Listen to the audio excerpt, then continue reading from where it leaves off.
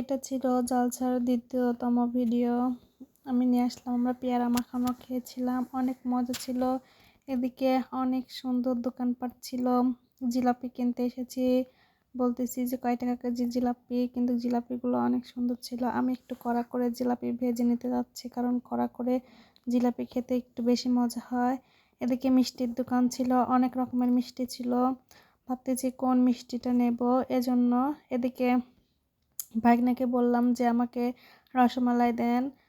আপনাদের ভাইয়াকে রসমালাই দিল, সে খাচ্ছে, বলতেছে অনেক মজা হয়েছে মিষ্টিটা। এদিকে কালো জাম নিয়ে নিচ্ছি আমরা।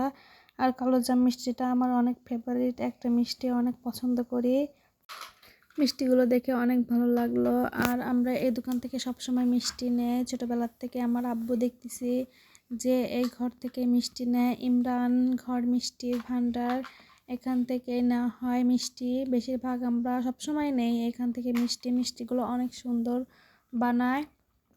আর জালসায় এসেছি, মিষ্টি খাবো না তা তো হয় না, এজন্য মিষ্টি খেয়ে নিচ্ছি সবাই। কিন্তু এদিকে আমরা বাসায় চলে আসলাম, আর অনেক সুন্দর খেলনা কেনা হয়েছিল, সেগুলো আমার ছেলে খেলতেছে আর মজা করতেছিল। সবাইকে ধন্যবাদ।